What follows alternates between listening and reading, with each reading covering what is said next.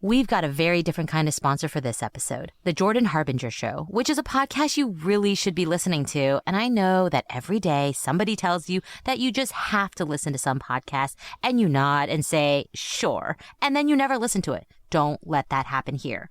Jordan's show, which Apple named one of its best of 2018, is aimed at making you a better informed, more critical thinker so you can get a sense of how the world actually works and come to your own conclusions about what's happening even inside your own brain.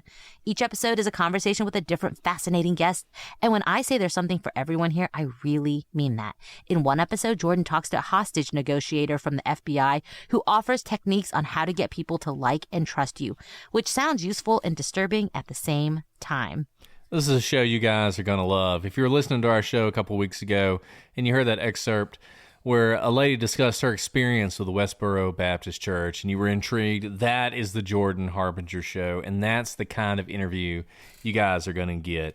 Jordan has a true crime starter pack you're going to love. You should jump into this immediately if you haven't listened to it. We love the Jordan Harbinger Show, and we think you will as well. Search for The Jordan Harbinger Show. That's H-A-R-B as in boy, I-N as in Nancy, G-E-R on Apple Podcast, Spotify, or wherever you listen to podcasts. The Jordan Harbinger Show. You will enjoy it.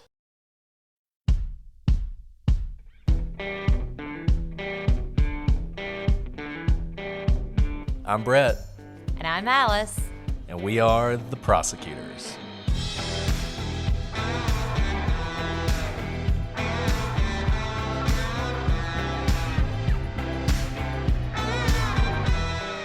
Today on The Prosecutors, we dive into the evidence in the Adnan Syed case.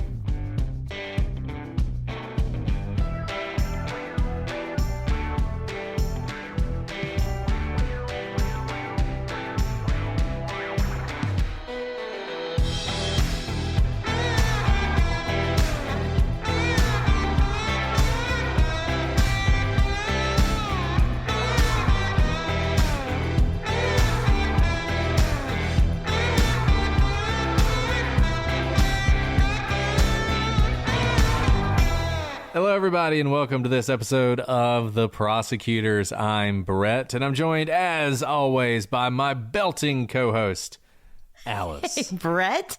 Is that because I'm too quiet? I'm sorry. I'll be louder. The funny thing is, Alice, everybody knows in real life just I'm like how loud incredibly you are. loud in real life, which is why I try to pull back, because you know when someone's talking into a microphone and like the whole thing shrieks because they're so loud, I'm trying to save you all from that, and I'm overcompensating. Thanks, Jason. Thanks for the winky face, Jason. We appreciate that. Yeah, Jason with the winky face. Well, that was from Lou. Lou shared that. Belting. Belting sounds good. It's kind of like smashing, you know.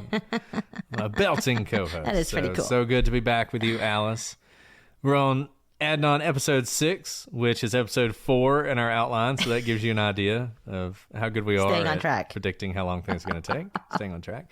But we are going to stay on track weeks-wise. We're committed to that, so who knows? You're going to get a couple weeks where you get 2 episodes. So You're don't complain. welcome. Stop You're complaining. welcome. Stick We to should your probably complaints. tell, like, you know, the people who host our podcast that we're going to have a crazy schedule. We do tell them.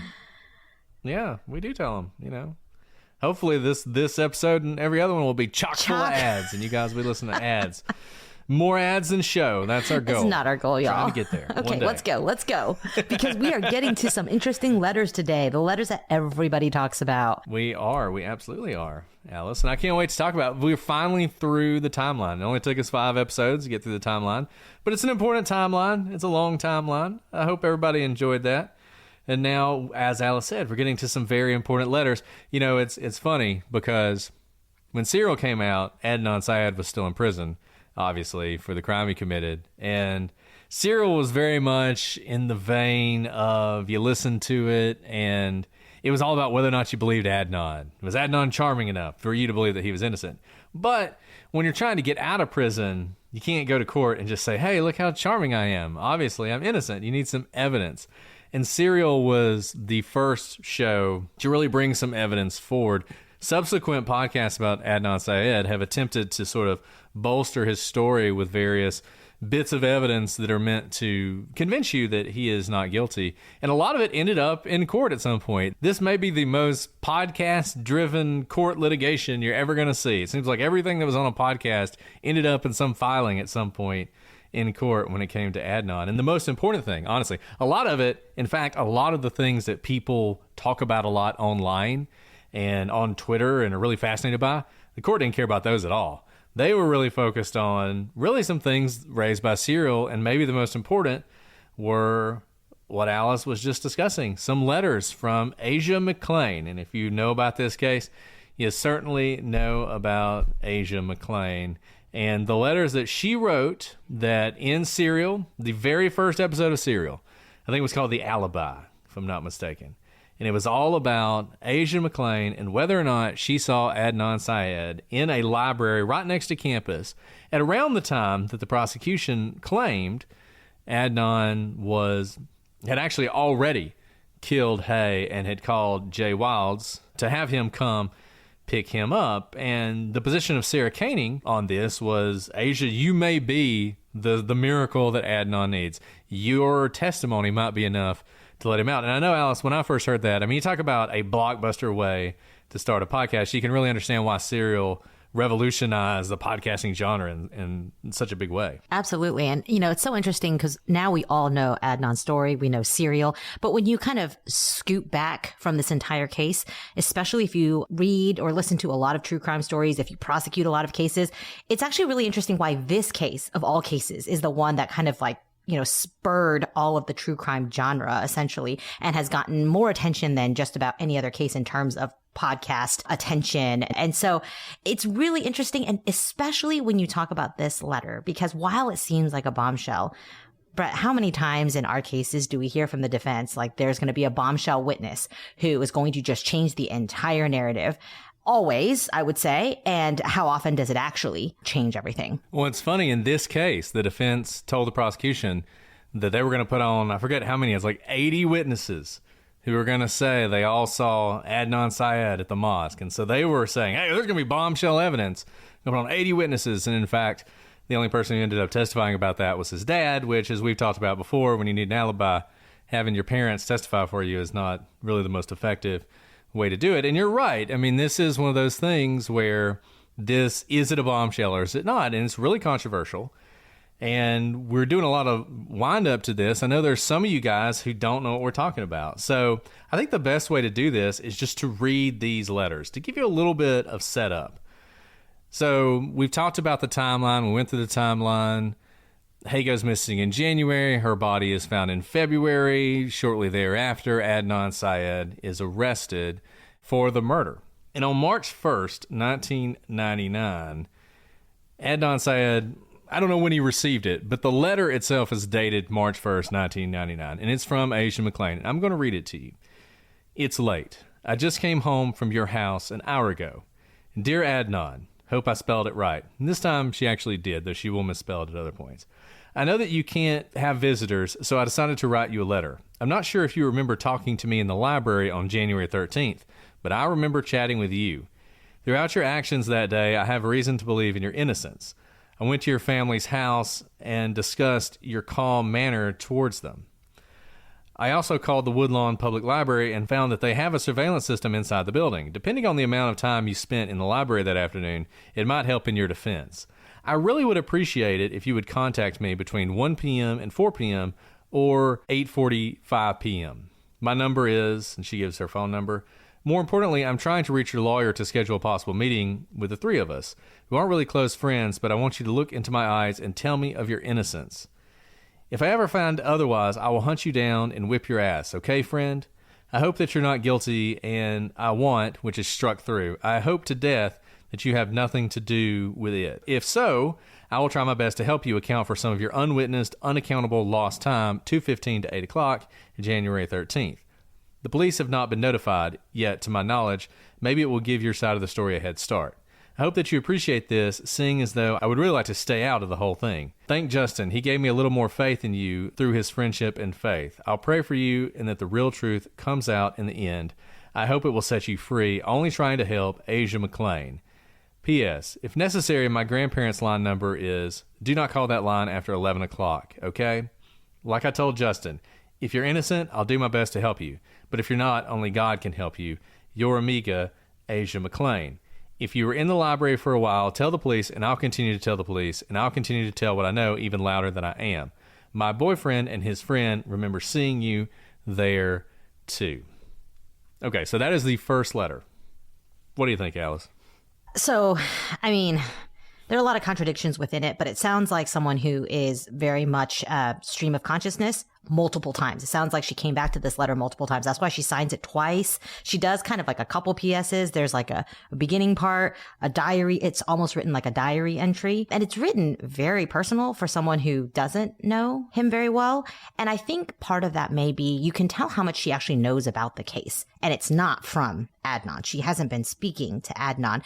It's because I think we've mentioned this before. This is a case that obviously the whole high school is talking about. One of their classmates has been murdered. That's huge. And one of their other classmates is being accused of it. I mean, this is probably the thing at the top of everyone's mind. It's the topic of conversation in the lunchroom, in the bathroom, in math class, in every single class, in fact. And we see, it seems like she is very excited to be part of it, yet saying she's not excited, but her letter would belie the fact that she's actually excited to be part of the case potentially. And there's a couple things about this letter. Before we get into the substance of it, the legal significance of this letter was well after Adnan was convicted. His post-conviction counsel attempted to use this as an example of ineffective assistance of counsel by Cristina Gutierrez, who was his lawyer. If you listen to Legal Briefs, we did a whole thing on ineffective assistance of counsel, and we talked about this letter a good bit. There are several things that are interesting about this. Number one, at the time, Gutierrez wasn't actually his lawyer. Adnan had his initial lawyers at the time. She would not become his lawyer for a little bit longer. The other thing that's interesting about it is, as we went through in the timeline, if you look at the notes from one of the private investigators, it's fascinating. So much of the defense file has now been released to the public. And in fact, a lot of it was appended to various prosecution filings later on in this case. And that's one of the bad things about media exposure of your case is at some point you might start releasing your defense file. And there's a lot of stuff in the defense file we're going to talk about. And one of them is it seems pretty clear that the initial private investigator went to the library and appears to have talked to a security guard there. So it seems like this was investigated to some extent, though we're not sure exactly how much. It's unclear whether the prosecution and the police ever had any interest in this. It would have been the defense team that would have been really, really interested in it and would have gone down there.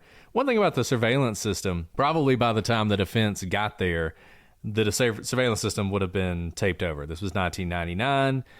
Going to go out on a limb and say that they don't store their tapes for an unlimited period of time at the library. So to the extent she's asking for surveillance or suggesting there might be surveillance, that probably wasn't that helpful.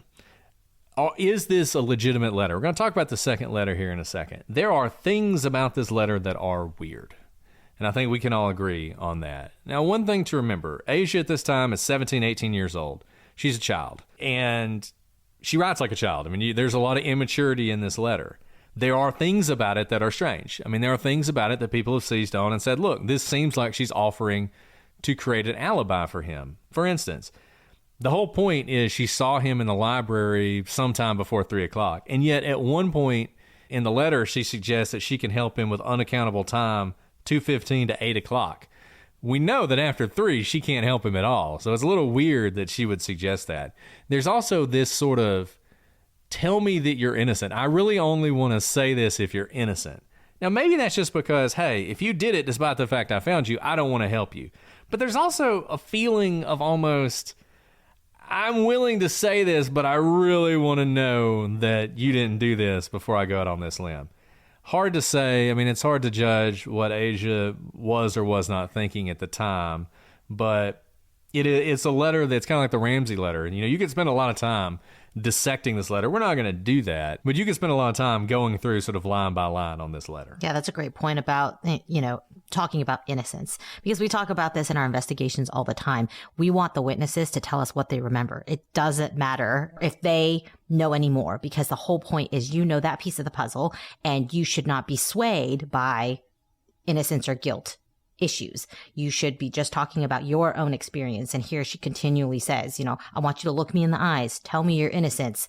I pray for the real truth to come out. I want the real truth. Only God can help you if it's not, which is not something that is necessarily helpful if she is going to be testifying. And I will say this as well about this letter, and then we'll go ahead and read the second one. It's a little bit of a black box, what people knew, whether or not they investigated. If you read sort of the appeals, there were courts that felt like Gutierrez did not investigate this enough, even though she wasn't the lawyer at the time, and that was a reason that Adnan should get a new trial. By the time it gets to the Supreme Court, that is rejected. There's a very powerful concurrence of the Supreme Court that really just goes through Asia McClain's letter and a lot of things that are said by her. And if you're really fascinated by this, I would suggest finding that Supreme Court opinion, read that concurrence, and just see what you think when you finish with it. The weird thing about this letter only really matters if the state's timeline is correct. If the state's timeline is not correct, then this is a little bit of a sideshow. If she saw him there, if she didn't see him there, and we talked about this when we were going through the timeline, it may not matter that much. But nevertheless, it's something people spend a lot of time on, so we definitely wanted to read through them. Alice, do you want to read the second letter? I will note this first letter is handwritten. The second letter is typed. Yeah, so there's more than one letter. This is the second letter, and it's dated March 2nd, 1999. If you'll remember, that's one day later than the first letter that Brett just read. And this time she spells Adnan's name incorrectly. Dear Adnan, how is everything? I know that we haven't been best friends in the past. However, I believe in your innocence. I know that central booking is probably not the best place to make friends, so I'll attempt to be the best friend possible. I hope that nobody has attempted to harm you. Not that they will. Just remember that if someone says something to you, that they're just effing with your emotions. I know that my first letter was probably a little harsh, but I just wanted you to know where I stood in this entire issue. On the center line. I don't know you very well. However, I didn't know Hay very well. The information that I know about you being in the library could be helpful, unimportant, or unhelpful to your case. I've been thinking a few things lately that I wanted to ask you. 1. Why haven't you told anyone about talking to me in the library? Did you think it was unimportant? You didn't think that I would remember? Or did you just totally forget yourself? 2. How long did you stay in the library that day? Your family will probably try to obtain this library's surveillance tape. 3. Where exactly did you do and go that day? What is the so-called evidence that my statement is up against? And who are these witnesses in all caps? Anyway, everything in school is somewhat the same. The ignorant and some underclassmen think that you're guilty, while others, mostly those that know you, think you're innocent. I talked to Emran today. He looked like crap. He's upset. Most of your crushes are. We love you. I guess that inside I know that you're innocent too. It's just that the so-called evidence looks very negative. However, I'm positive that everything will work out in favor of the truth. The main thing that I'm worried about is that the real killers are probably somewhere laughing at the police and the news. That makes me sick. I hope this letter and the ones that follow ease your days a little. I guess if I didn't believe in your innocence, that I wouldn't write to you. The other day, Monday, we, some of Mr. Parker's class, were talking about it, and Mrs. Schaub overheard us. She said, "Don't you think the police have considered everything? They wouldn't just lock him up unless they had real evidence." We just looked at her, then continued our conversations. Mr. Parker seems unopinionated, yet he seemed happy when I told him that I spoke to your family about the matter. I told him, "Your brothers are nice. I don't think I met your mother. I think I met your dad. Does he have a big gray beard?" They gave me and Justin soda and cake. There was a whole bunch of people at your house. I didn't know who they were. I also didn't know that Muslims take their shoes off in the house. Thank God they didn't make me take mine off. My stinky feet probably would have knocked everyone out cold. I overheard Will and Anthony talking about you. They don't think you did it either. I guess most people don't. Justin's mom is worried about you too. She gave me your home number when Justin was in school. Classes are boring. That's one benefit to being there. No school. They issued a school newsletter on the issue, so everyone is probably aware. It didn't say your name, but between that, gossip, and the news, your name is known. I'm sorry this had to happen to you. Look at the bright side when you come back.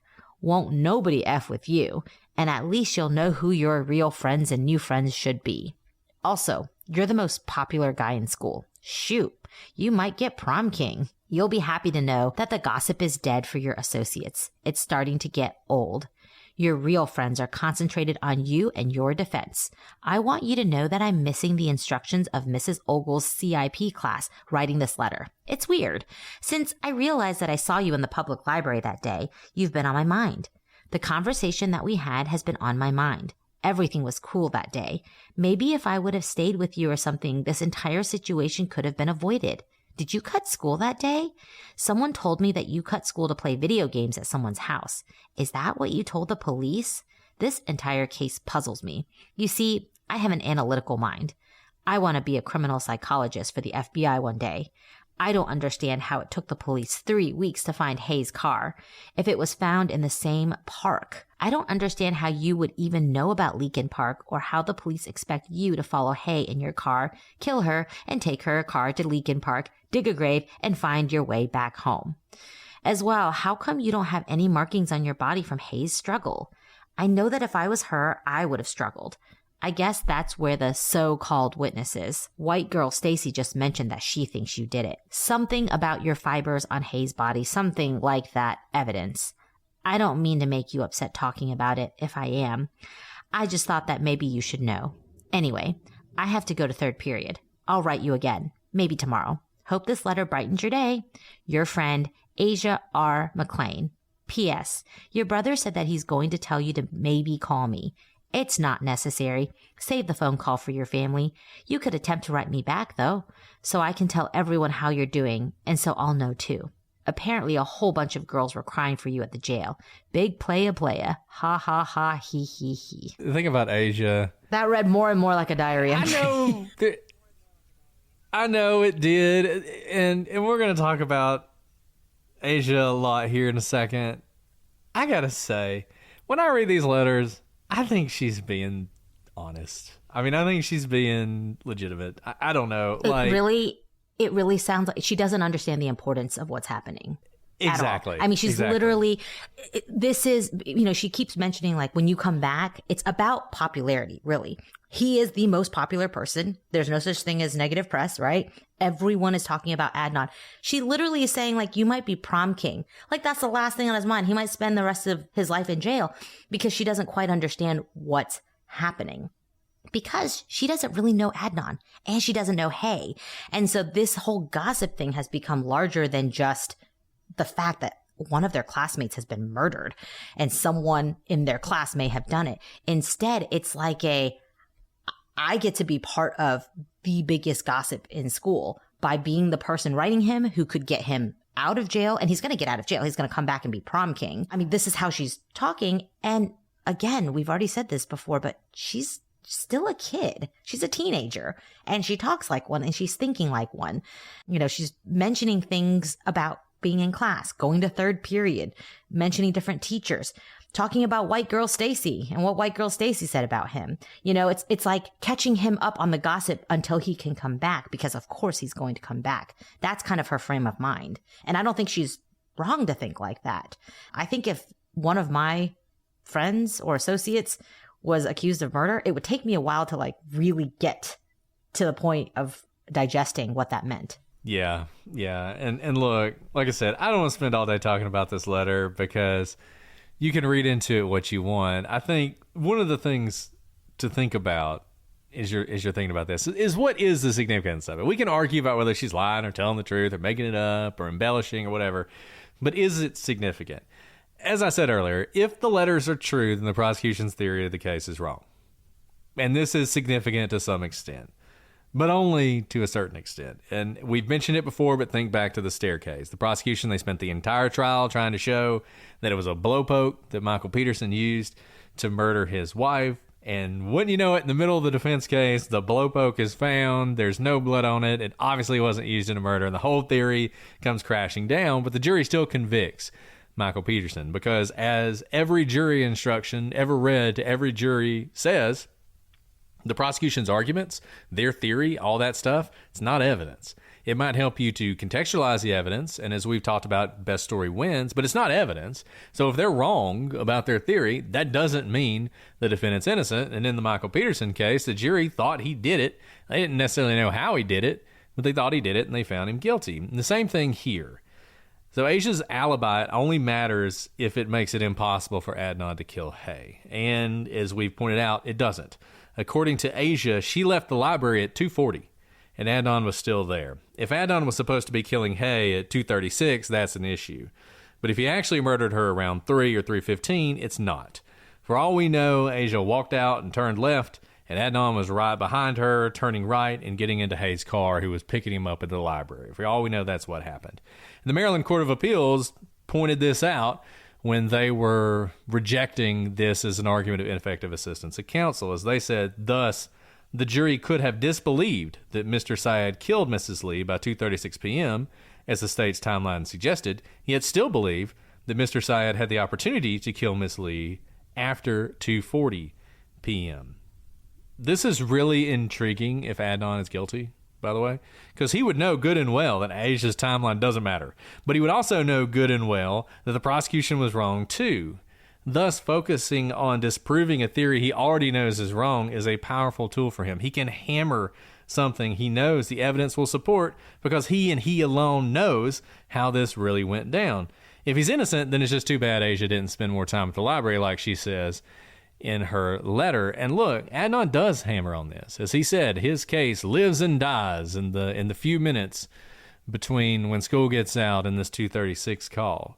But I don't know that in reality, like I said, we can spend the rest of the time arguing about whether or not she's telling the truth, but I don't know that it actually matters. And I think one important point here, like you said, I don't think Asia is even necessarily embellishing. I think she really believes this is the day that she saw him, the timeline and everything. The first letter, it was a little bit more like, why are you offering to help him times where you weren't around him? But in this latest letter, where it sounds like she's writing in her diary, I think this is really what she remembers, and it really is what her recollection is. And we've talked about this all the time. People get dates and times wrong all the time.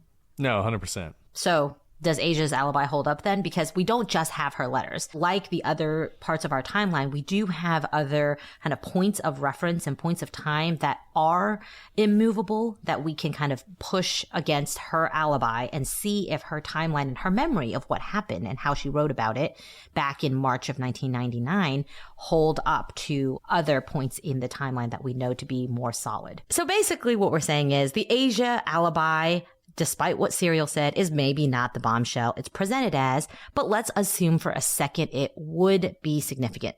Is it believable? First, there are some, including the prosecution, who have said that the letters read like an offer to make a fake alibi. This is a matter of interpretation. You guys heard us just read both of the letters in their entirety. You can see how it could be interpreted as a fake alibi and also as just a teenage girl kind of word vomiting onto a page. Obviously, Asia was young and immature, and so were these letters. There's no question that some of the language raises eyebrows, and it's hard to really know what was in Asia's mind when she wrote these letters. Now, another problem with the alibi is it contradicts what Adnan told police. We know that Adcock testified that Adnan asked Hay for a ride, but she left before he got there, after he got held up. Going to the library to check his email is inconsistent with that statement to Adcock, and it puts Asia on the stand, and putting Asia on the stand would have highlighted that inconsistency. It's also unusual that Adnan would have gone to the public library next door to check his email when the school library also had email access, and Adnan had been known to go to the school library to check his email. So why go off campus even if it's not that far off campus, if you were planning on staying at school and then go to track practice at school. So kind of just in terms of how he would be moving, it doesn't seem within his normal practice to do so. And just another thing about this library, my understanding, and I think a lot of people have said, and this is backed up in the police report, people would go to the library to meet people for rides. So, you know, if you've ever seen a high school, when the bell rings, it's really crowded. Adnan even talks about this in the Serial podcast. He talks about how if you had to wait for the buses to clear out and you had to wait for the cars to get out of the way, and it would take a really long time to leave.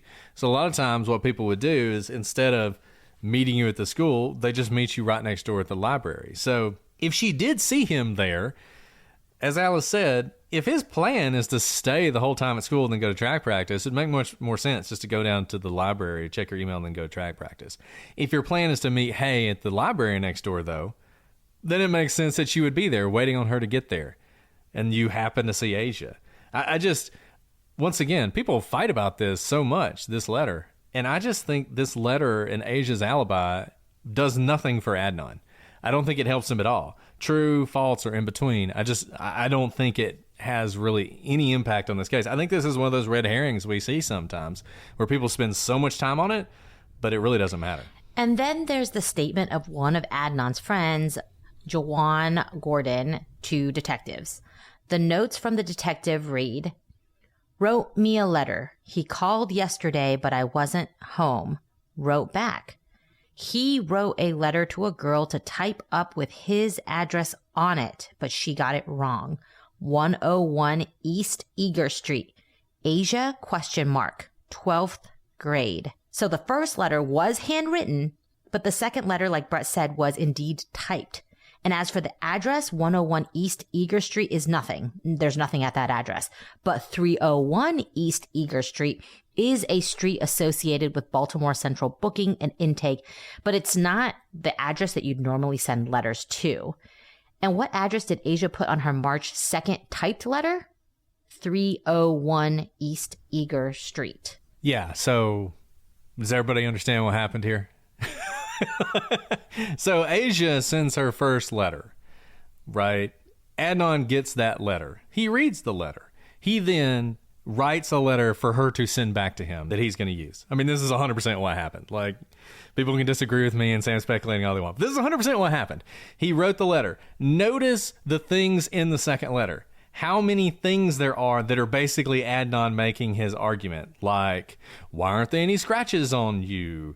Why, you know, there are several things. Well, first of all, it's one day after. It's one day after the day, so he couldn't have gotten the letter, read it, written, and have it be back. Well, that is a fake time. That's also fake. Yes.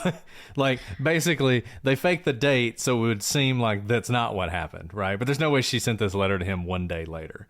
And they backdated it, essentially. I mean, I think basically he had her backdate it to the day after her initial letter was addressed. He had her include things that he thought were good arguments for him, like the fact that how could he have moved the car around without someone to help and all that other stuff. There are no markings on you. Wouldn't she have struggled? Like all that stuff. Like he wrote all this. He sent it to her. She typed it up and she sent it back to him. And I think Jawan Gordon's statement to the police completely lines up with that. And this thing that he puts on there, the address thing, is the clincher, because Jawan Gordon wouldn't have known that she made that mistake. There's no way he would have known that, but he did. And to me, that's what happened. How significant is it? I mean, look, if Adnan's innocent, he doesn't want to go to jail for the rest of his life, and he sees Asia as a possible get-out-of-jail-free card, and she's so obviously manipulatable. Her first email, she's begging to be manipulated into helping him. That's what she's doing. So you get this second, in her first email, her first letter. Then you get this second letter that's much longer, it's much more in-depth. And, you know, maybe some of the stuff is stuff she just threw in there, but the important parts, the parts where she's sort of highlighting the problems, I think are things that Adnan had asked her to say in this written letter, and then he turns the letters over to his attorneys. They go and check it out, and I think a couple things happen. Number one, I think they could not confirm this when they talked to the library. I think the security guards didn't know. The security tapes had already been erased, so they couldn't confirm it. And these inconsistencies that Alice points out that are inconsistent with his own statements to the police, they knew if we put this person up, we show this letter where she's basically begging, to help him manufacture an alibi. Then the prosecution puts up Jawan Gordon, who says, yeah, he totally had her write that second letter. All that's going to be really bad for Adnan. So a smart lawyer wouldn't use Asia. And that's something that's been lost in all this sort of 15 years later discussion of why wasn't Asia ever called. There were good reasons not to call her, and there was some really bad stuff built into her letters that would have kept you from doing that. So I do have a question to ask you, though. And the fact that one letter is written and one letter is typed, that shows potentially that it was two different senders. But why not, since she had handwritten him a letter, why didn't he send back a letter and have her handwrite it back? Like, how lazy, was it? I just feel like that's one extra step that would have been helpful for him, and he may have thought about it. I mean, that's just an argument against that she didn't, that she didn't really write it, because you would think he'd try to make it as much hers as possible, unless he wanted to make sure it got sent right away. And so therefore he packaged it perfectly for her and then had her send it right away. Well, so there's a couple things. Number one, I don't know why he did that, but I do know that Jawan said it would be a typed letter, and it was a typed letter. The second thing, in the letter, and I don't know what CIP class is. Maybe it's a class where you're typing stuff. Probably computer information, something. Is my maybe guess. That's when she says writing this letter, she's typing it up there. But I don't know why she typed it instead of writing it. I don't know why he didn't have her rewrite it. But the fact that Jawan Gordon knew that it was going to be typed and says... And just the notes are so perfect because Jawan Gordon is telling this story in a way that is believable. Like it's Asia ? Like he's not entirely sure if it's Asia. And he says 12th grade. The name he remembers, it was Asia, 12th grade. The fact that he gives them the address she got wrong, but he gives them the wrong address too. Like he is so believable in his statements he's making to the police that I believe him completely that this is what happened. So one thing, if Adnan typed this letter, it is pretty hilarious. He's a pretty smart guy, because in the first letter, remember the handwritten letter, when Asia spells Adnan's name correctly, and then she writes in parentheses, I hope I spelled it right. But in the typed letter, it's spelled Adnon incorrectly. So, if he did do that, it's almost like he's looking at her letter and being like, she doesn't really know how to spell my name. This is perfect, because I wouldn't misspell my own name. So a misspelling here is going to throw off the cops. Yeah. No, I mean, look, like I said, does it really matter? This is one of those 1,000 rabbit holes you can go down in this case. It doesn't really matter. It probably makes you believe Adnan a little bit less if Jawan Gordon's telling the truth, which there's no reason to think he wouldn't be. But it's just a funny thing that happens in this case. And to me, it's even funnier because people spend so much time on these letters as if they are, handed down from God in truth. And there's all sorts of reasons to question them. And there's all sorts of reasons not to use them in the trial. And one of those things people always say in this case is, well, I think he probably did it, but I don't think he got a fair trial. And they point to things like this. And as we've said, and as we said in more detail in our other episode on ineffective assistance of counsel, you can 20/20 hindsight second guess the lawyer all you want, but there are lots of things that go into making a decision about whether or not to call someone. And I don't know how you can just read them. Not even with a speculation about whether or not she wrote them or Adnan had her write them. I don't know how you can read them and not think, man, there's just some red flags in these letters that some jurors would be like, that's a lie. Now it's totally manufactured, and make them believe Adnan even less because of the letters. The two tones are very different, right? It starts with, tell me you're innocent. Please tell me you're innocent. Are you innocent? With supposedly one day later, I am convinced of your innocence. Well, did you guys have a conversation? The answer is no. Was there an intervening letter? No, because these are dated one day apart. So how did you go from, please look me in the eyes and tell me that you're innocent, to, I am so sure of your innocence, you're going to come back and be prom king? That, to me, when you read those letters back to back, before you even know about Jawan's, testimony, it's very jarring when you read them back to back to see how quickly the tone has changed and how she is geared towards his innocence. And the whole like supposed witnesses all in caps and everything. I mean, if I were going to write a fake letter for myself, I would probably talk about how I'm going to be prom queen. So, you know. Oh, yeah. Big playa. All the girls weeping about me. All my crushes. Yeah, all my crushes be weeping. All my crushes. So you guys have heard me talk about my new baby and how I have 3 kids to do laundry for now, which is a lot of laundry. Have you ever wondered why laundry detergent comes in massive plastic jugs? Who wants that? 91% of those inconvenient, awkward, heavy jugs end up in landfills and oceans, harming our planet and marine life. There has to be a better way. And it's not like you can just stop doing laundry. So do what I did. Switch to EarthBreeze. My new EarthBreeze laundry detergent eco sheets look like dryer sheets, but they're not. It's a revolutionary liquidless laundry detergent that dissolves 100% in any wash cycle, hot or cold. No measuring, no mess, and no heavy plastic jugs. Just toss the sheet in. And EarthBreeze has made the whole concept of detergent better. The packaging is lightweight, biodegradable, and plastic-free. And I can tell you, my kids are dirty, and these eco sheets work amazingly. The clothes come out smelling great and are clean. If you guys have been listening to this show, you know that Mrs. Brett is the toughest judge of them all. If she doesn't like something, she lets me know. Well, she loves EarthBreeze, and she loves it for a reason, because not only are you saving space and doing something that's good for the environment, you still get a powerful clean. EarthBreeze is tough on stains, fights odors, and your clothes come out clean every time. So switch from the old-fashioned goo to something new. Right now, our listeners can subscribe to EarthBreeze and save 40%. Go to earthbreeze.com/prosecutors to get started. That's earthbreeze.com/prosecutors for 40% off. Do not miss this deal. earthbreeze.com/prosecutors.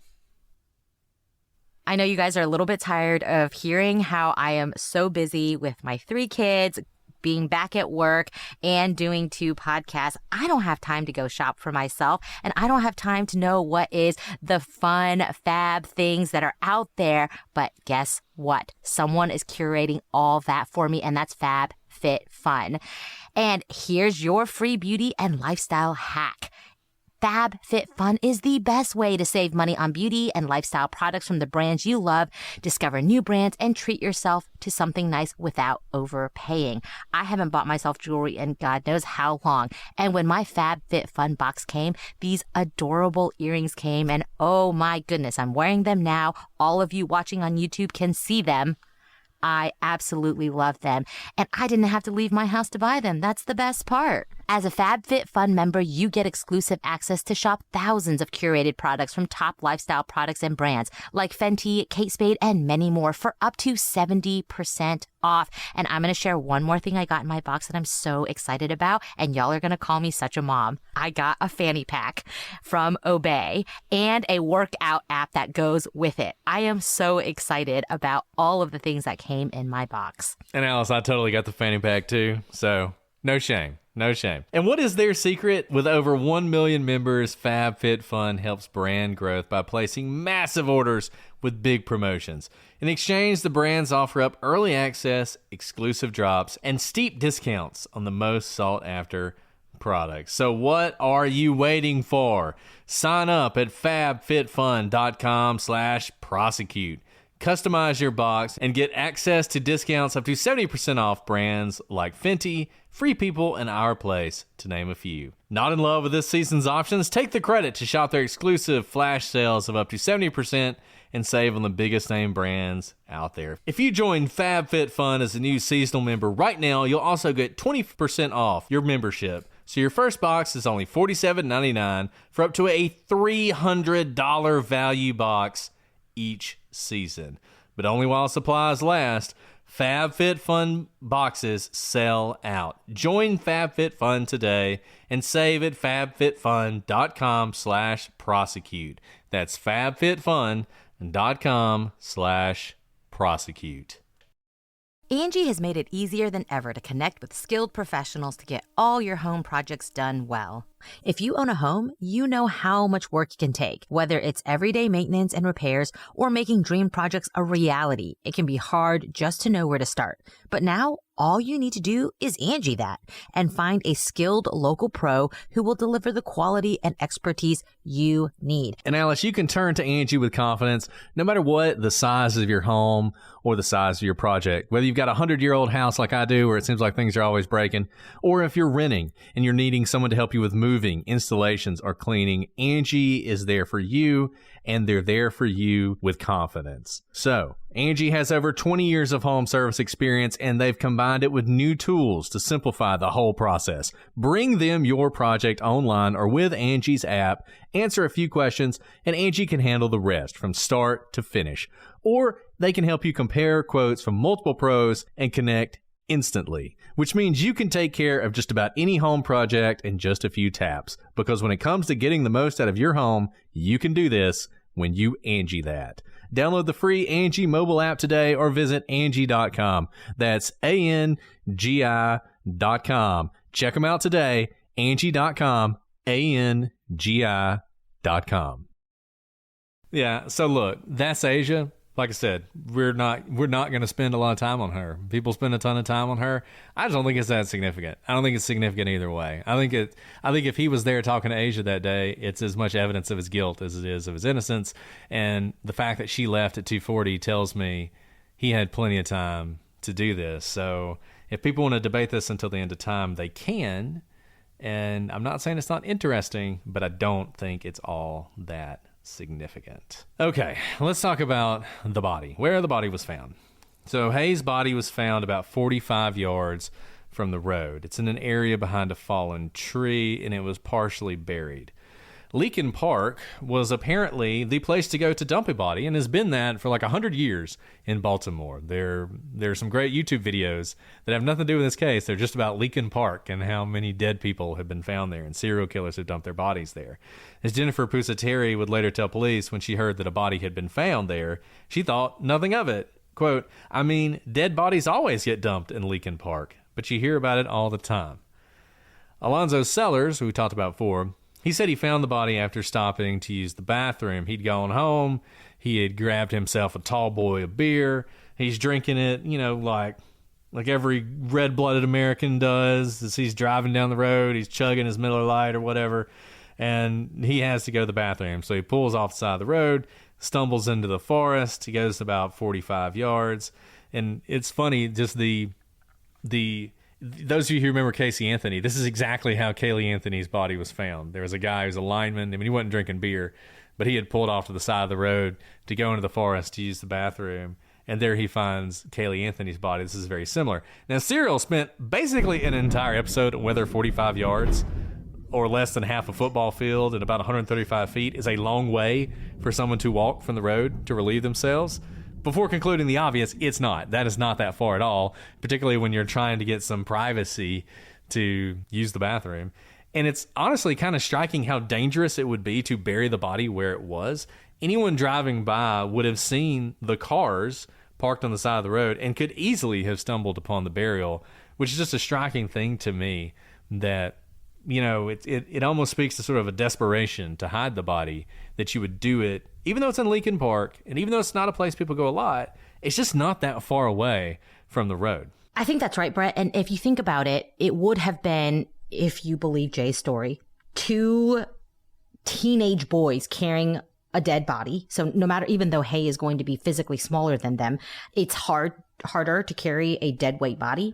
And so the 2 of them are stumbling in. It's not that surprising that they would only get about 45 yards because it's dark. It's getting dark. They're also carrying shovels with them. They probably have not buried someone before. There's a lot of adrenaline. They're trying to get in, get out because people are already starting to make calls. Police are already starting to call them, wanting to know Adnan's story, that sort of thing. And so we know that adrenaline is pumping.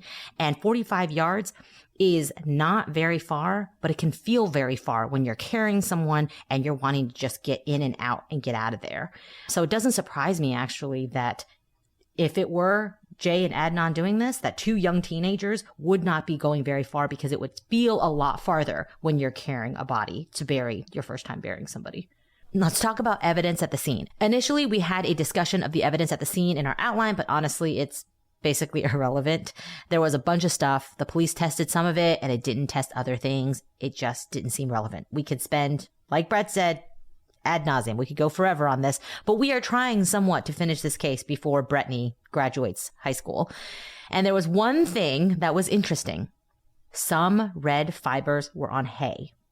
Jay had said that Adnan was wearing red gloves when he saw him. The examiners were unable to match the red fibers to each other or to anything they found in Adnan's home. Now, here's an intriguing fact. Adnan actually mentioned the red gloves to his defense attorneys before they were even aware of them. When asked by them how he knew about the gloves, Adnan would tell them that the police told him when he was arrested that they knew about the red gloves.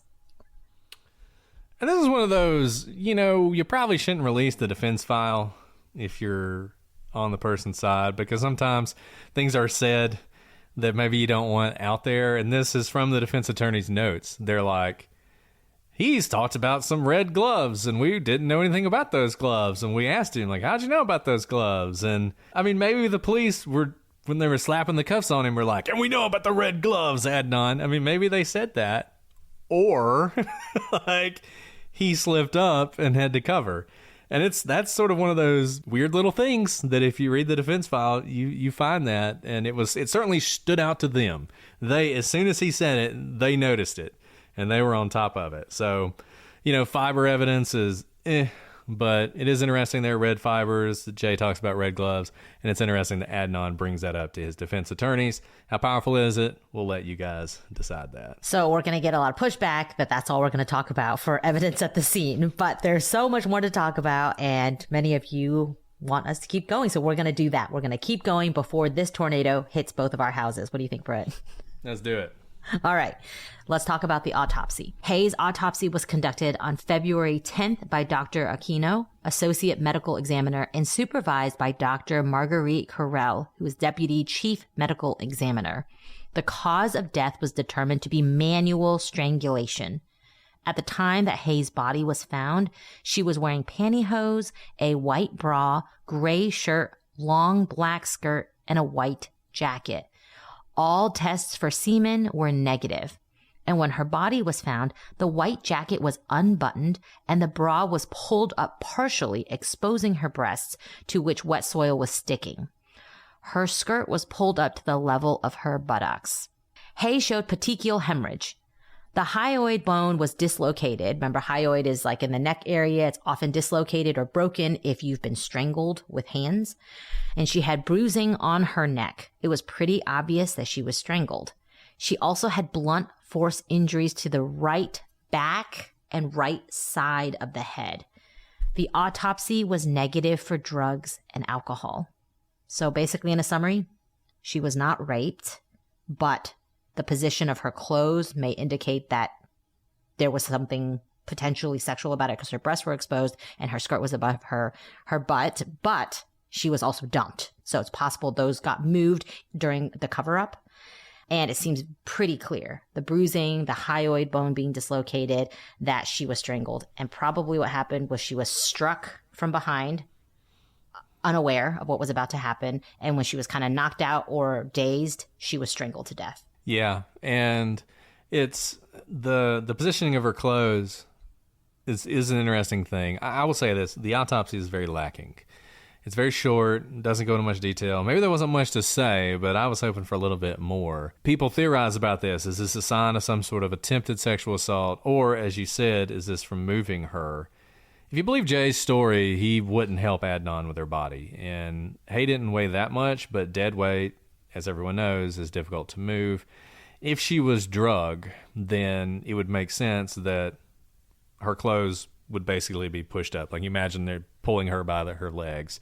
So, yeah, it's hard to say exactly what happened here. And one thing to note, that's a great point, Brett. If she's being drugged, like along the floor, you know what is actually probably the most obvious thing you pull? A bra strap, right? A shirt gets pulled up, a skirt gets pulled up, but a bra has, like, straps, and you're able to kind of get tension and be able to pull someone from it. If you're pulling someone by the bra straps, you can imagine that it would moved the bra so that it could look like it was pushed up above her breasts when that wasn't the original intention. Yeah. Unfortunately, I don't think there's much we can tell from the autopsy other than the fact she was strangled. People, I think you're probably right, Alice. I think this probably started with some sort of blow to the head that then turned into a strangulation. However, that went down, but it's hard to say more than that. And hey, like I said, I don't know how helpful it would be to have a more detailed autopsy. Maybe there wasn't much more to say, but that's basically all you can get out of the autopsy. And to know that she wasn't impaired in any way. So either Right. by herself, which makes sense. School had just gotten out, right? Like she hadn't gone drinking. She hadn't smoked anything. And nor did anyone try to chloroform her, for example. That's why I think the blunt force came first, because she had to be kind of incapacitated before they finished her off. Right. She wasn't drugged. She wasn't slipped a Mickey. Like, none of those things happened. So, yeah. I mean, reading autopsies is always kind of a sad thing. And it was a sad thing in this case, of course. But don't know how helpful it is. Now, that brings us to one of those other sort of science-y things that people have talked about in this case, which is lividity. And lividity became sort of the hot topic after, I think it was Undisclosed, talked about it a good bit. I mean, they do talk about it a good bit. I don't know if they came up with it or if other people had talked about it. It was something that when Adnan Syed, he had a post-conviction release hearing at one point, the judge had actually ordered him a new trial. There was all this discussion about whether or not he should get bail. And at that point, the lividity issue was brought before the court to try and encourage them, hey, you should give him bail because here's another piece of evidence he didn't do it. So that's even more reason to give him bail. The court did not give him bail. He stayed in prison. And it turned out that was the right call because their initial decision to give him a new trial was overturned later on. Adnan's had a lot of victories in the lower court, only to see them overturned later on. The latest episode is not the first. But despite that, lividity is something people talk about a lot. If you've seen any discussion of this case online, people talk about lividity. And I will be honest with you, it's surprising to me the number of people that say that this lividity issue is the most important thing to them and it changed their opinion of the case. For those who don't know, when you're dead, your heart stops pumping blood and the blood begins to pool in your sort of lower extremities. And gravity basically pulls all the blood to the lowest areas of the body. And by lowest, I mean the areas that are closest to the earth. This causes purple and red discoloration of the body. And that can be helpful to determine where a body has been and how it was positioned. So imagine if the body's laying on its back the whole time, the back is going to be purple and red. If it's laying on its chest, the chest is going to be purple and red. Laying on the side, same thing. Now, the thing about lividity, it's like rigor mortis, it's like body temperature. It's one of those sort of hazy forensic sciences. It goes all the way back to the beginning of forensic science, before we really had a lot of the more sophisticated techniques we have now. It's something we use to try and determine when and how someone died, when they were killed, where they were kept. But it's certainly one of those things no one should ever be convicted on the basis of. I think one way to look at evidence in these cases is imagine if this were the evidence that were used to convict the person. Would you think, oh, well, there you go, the lividity evidence, he's clearly guilty? Or would you think, I don't know about that? And I think that's one way to look at this is lividity is helpful, but maybe not as ironclad scientific as something like DNA or fingerprints. So here's how the argument goes. So the argument that Adnan should be acquitted or you should doubt his guilt based on lividity goes something like this. So Hae-Min Lee had fixed frontal lividity. Sometimes this is juiced up to be full frontal lividity. The terms mean the same thing. The latter kind of makes it sound like the entire front of her body showed lividity, but the full just means lividity is fixed. And when this fixed thing means that it had been laying in a certain position for at least 8 to 12 hours. So that would mean that the presence of lividity, of fixed lividity, because basically if you've been laying somewhere, say, for 4 hours and you're moved, you'll show some lividity, but it won't be fixed. It won't be full. So the fact that you see this on the front of her body means that she would have needed to be lying face down for 8 to 12 hours after her death. But according to the autopsy report, Hayes' body was found on her quote-unquote right side, when she was found buried. So the question would be, how do you have livor mortis on the front of her body rather than on her right side? And this has led to the belief that Hay must have been murdered and kept somewhere else for long enough for livor mortis to set in, and only then was buried in the woods, much later than the cell phone records or Jay Wilde's testimony supports. So the idea is, if she has full frontal fixed lividity and she's found on her right side, then she must have been buried much later. She was in that trunk, or she was in somebody's basement, or wherever she was there for 8 to 12 hours, laying on her front. Then she was taken, buried on her side. But because it had been 8 to 12 hours, you don't see the lividity on the side. You still see it on the front. So, convincing, right?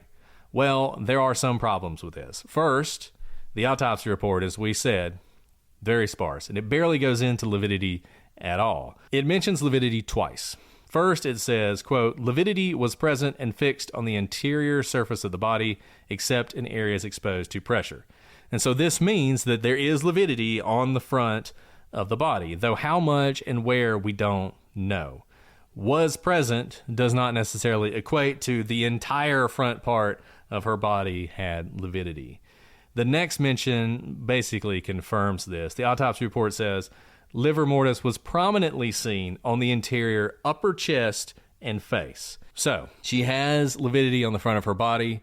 Mainly where you're seeing it is upper chest and face. The trial testimony is also frustratingly vague, but consistent as well.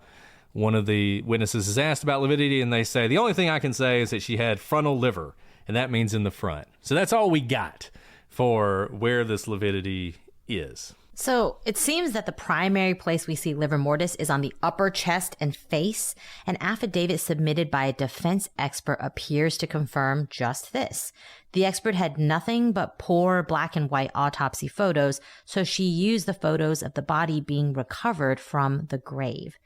In one, he noted seeing the, quote, chest and abdomen, and explained that lividity is of equal intensity on both sides of the chest. He doesn't mention lividity on the abdomen, though he did say he saw possible faint lividity on the, quote, front of the body's left flank in another photo. So, case closed, right? Not quite. First, the autopsy's cursory description of Hay's body being found on its, quote, right side is actually doing a lot of work. And that description is not backed up by the grave photos that we have. One in particular shows how Hay's body was actually buried, and that's face down through the torso, then twisted onto her right side. Another photo shows an ME lifting up Hay's hand for a photograph, which also lifts the upper part of her body from its face down position, further confirming this face down burial. So the parts of the body that are actually described in the autopsy and in expert testimony, Hay's anterior upper chest and face, are flat to the ground. So I'm not sure if the grave photos are widely available or not, and I'm not sure you should go look at them or search for them if they are.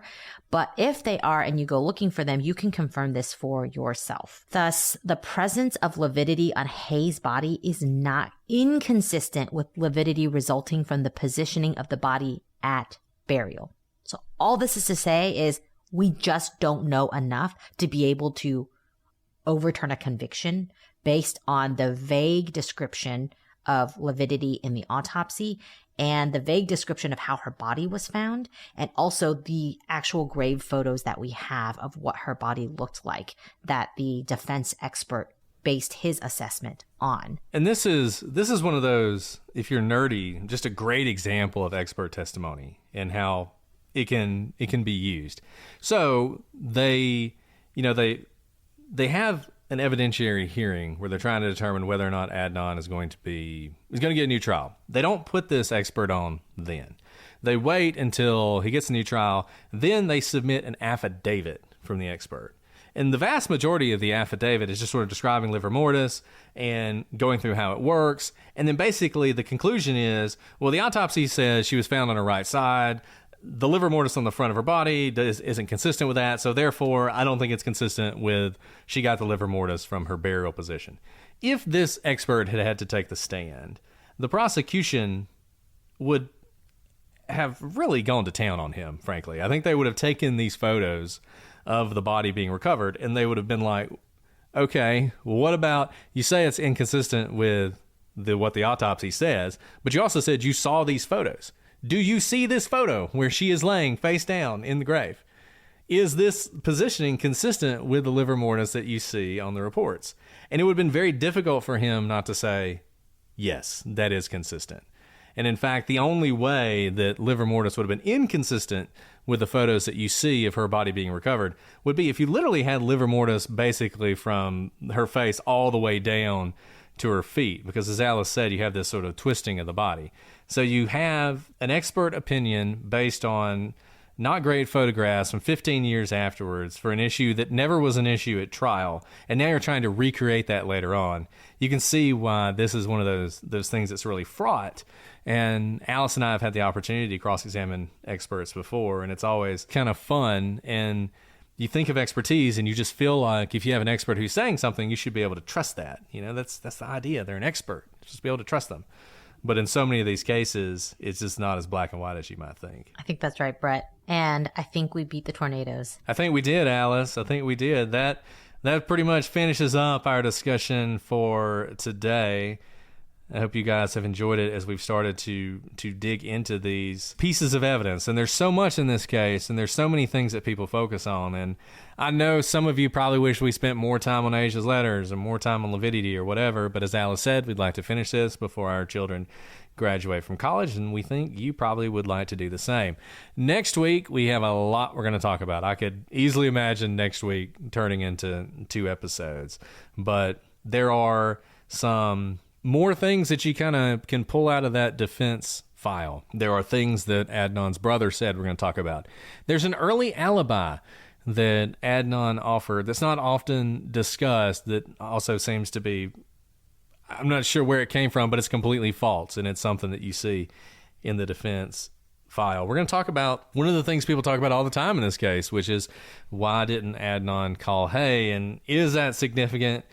Or is it not? And we're going to talk a lot about Adnan and Hay's relationship, the kind of relationship they had, the role that religion played in their relationship, whether or not that is significant, whether or not too much stress was put on it by the prosecution at trial. We're going to talk about Alonzo Sellers some more. We're going to talk about the interviews he gave to police, including the polygraphs that he took. And I think when we finish with next week, and this is definitely going to be, there's no way we're going to get through all this in one episode, we'll conclude with Jennifer Pusateri and her initial conversations with the police that led them to Jay Wilds and everything she said and why it is important. Well, Alice, do you have time to do a question? Do you want to do a question today? Let's do a question. Okay. I just don't want you to get blown away. Yet. There you go. They're just flashes of lightning every few seconds outside the window. I was just looking at the radar. It's not looking good for me. No, well, Alice, it's been a pleasure to do this podcast with you. Let's get this last question out. I'll try and carry on alone. We'll see. Okay, here we go. A question. Let's see. Do you want a hard one or an easy one? Okay. Okay.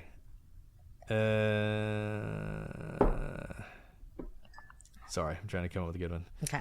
789 wants to know, what is your favorite vegetable? That's a great question.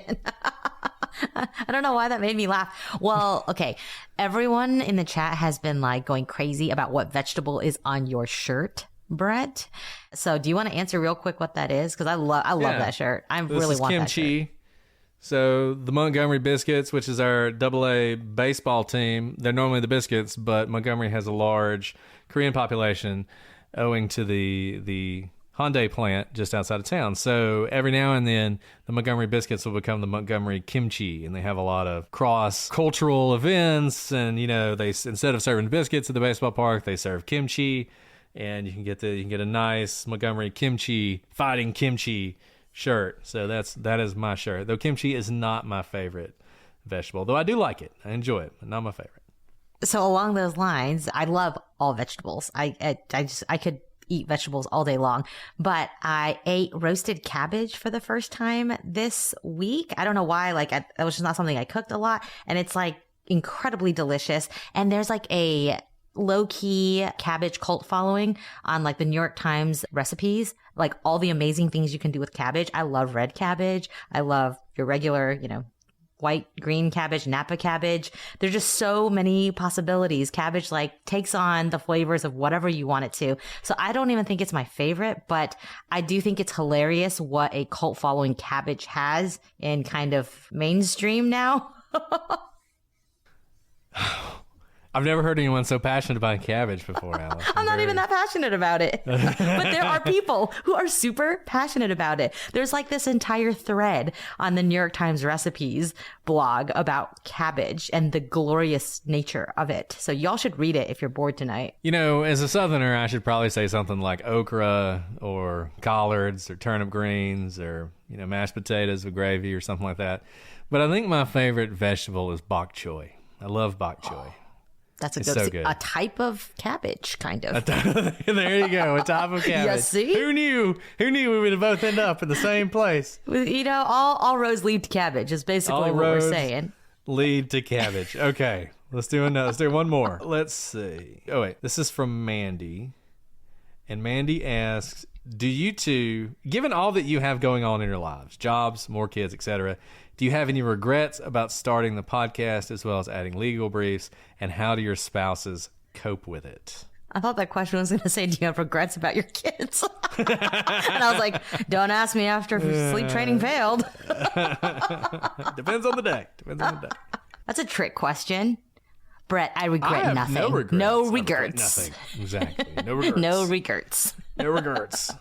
No, really, no regrets. Because what I always tell like young people that I mentor, I'm like, if there's an opportunity that's like knocking and it's something that makes you passionate, you want to do it, take it then, because that opportunity may not come again. And I think that's the case here. Like if we had to start it today, we'd be like, oh my gosh, we have 5 kids between us. That's too many kids. Like there's tornadoes happening all the time. No, of course not. So like when the opportunity strikes, you take it, and you're always going to be busy, whether you actually are or not. So you just make room for it. Yeah. I mean, it's almost a miracle that we did this. It's kind of crazy that we did, but I have no regrets. This is one of the best decisions I think we've made. This is awesome. I love this. I love doing this. I think people are really excited for you to say that after you almost ended our friendship by not showing up for brunch. Whatever. I was always going to show up for brunch. I was just worried that we wouldn't make it to the pool. We made it to the pool, okay? Fine. But it was rough. Kids were falling asleep at the pool. Yeah, kids were falling asleep at the pool, but that was fine. And I had a lot of great time. Alice made a quiche. Was that a quiche? Yeah, a quiche? Crustless quiche. Crustless quiche. It was keto for you, man. Yeah, let's see. Not that I stayed on keto that day. I know, but it was crustless, so it had no carb. Had no. Yeah, it was very egg. There were a lot of eggs. It was really good. It was eggy. It was eggy and cheesy. 3 dishes, three things of it. So it was great. Okay, well, is there anything else we want to talk about, Alice? No, but I'm pretty sure all my kids are awake from that tornado. So yeah, so you'll need to go deal with that. I should probably deal with it. This has been a lot of fun. Thank you to all of those of you in the chat right now watching us, all of whom are members of our Patreon page. You're amazing. We love you. Thank you to everybody in the gallery who's been talking about this case. Know you have thoughts, questions, and comments. prosecutorspod@gmail.com, @prosecutorspod for all your social media. We are probably about halfway through. If you're wondering how much further we have to go, I think we're about halfway through with this case. We got a lot more to talk about, a lot more controversial stuff, a lot more interesting stuff. Can't wait to see what you guys think, and we will continue it next week. But until then, I'm Brett. And I'm Alice. And we are the prosecutors.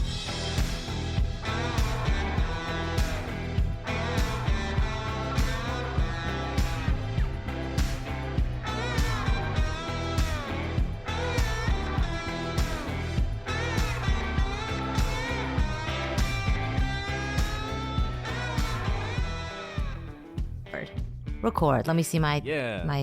Okay. Woo! Okay. But that was really fun. The audio of woohoo sound looks very fun. There you go. Like a roller coaster. Awesome. All right.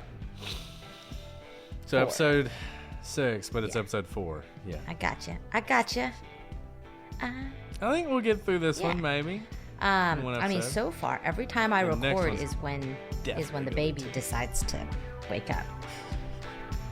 Right. Well, we'll see what happens. Yeah. You ready to start?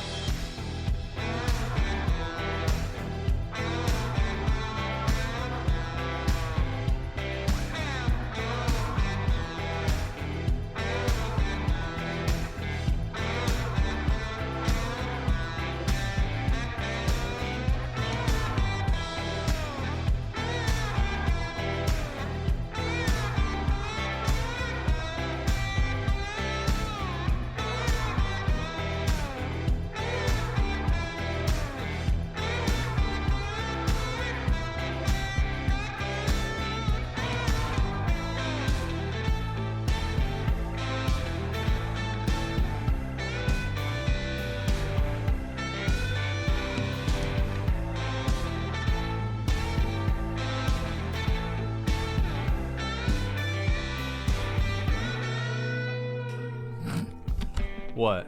Did I already do what? I didn't scroll down. I was still waiting for you to talk. I know you finished. I know. I feel like I've talked enough. You're doing Alex. great. I feel like I've talked enough. I got a little confused. I was looking on the wrong page.